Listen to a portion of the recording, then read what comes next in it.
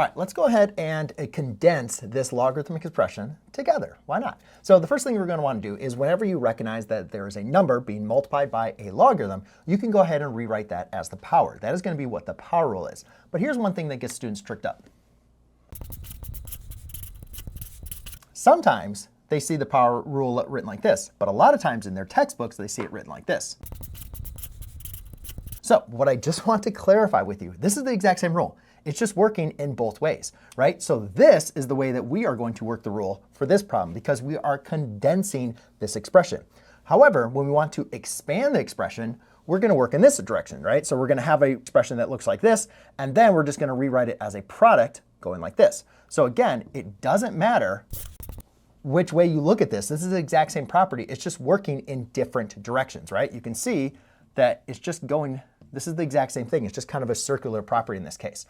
But in this case, we're trying to condense, so we have it written like this, so therefore we're going to rewrite it as the power. Okay, so now what we do is we have multiple logarithms. Now the main idea for condensing a logarithmic expression is we're trying to rewrite this as with one logarithm. All right, and so what we recognize is whenever we have logarithms separated by addition, we can go ahead and use what we call the product rule.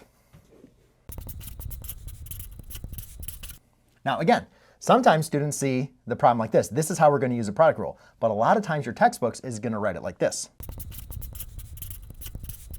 So again, I just want you to understand this is the exact same property as this one. We're just going in the opposite direction, right? So we're just going back because we want to condense this rather than expanding it. Now again, I don't know how every single textbook is going to label it, but I know a lot of the times that when I was dealing with teaching this, students would write down this property, right? So they understood that ln of x times y equals ln of x plus ln of y, but then they kind of got confused when we tried to condense it because they're just working backwards. So sometimes it might be helpful to write the properties in both ways until you kind of really understand, what you're trying to do and understand how those properties work. But if you just kind of look at this and you just kind of realize it's the exact same property, it's just written in different ways, right? Using what we call the reflexive property.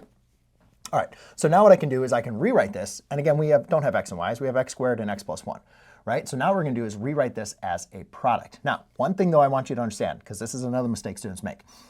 See how this is ln of x plus ln of y, right? And that goes down to ln of x of y. We can't condense this, right? Again, we can't go ahead and rewrite this as the ln of x times 1, right? Because that only works when it's ln of x plus ln of y.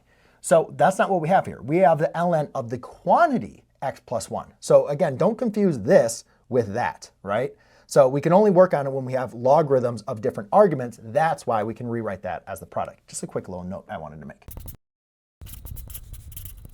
Now, I'm going to add a certain extra set of parentheses just because I want you to see that this is the logarithm of this huge argument, which again, these two terms are going to be multiplied. So now we can just go ahead and apply our lovely distributive property to finally get our final answer, which is going to be the condensed expression with one logarithm. All right, there you go, ladies and gentlemen. Hopefully this video was helpful for you. And if it was, then you're going to love the next video I have for you here.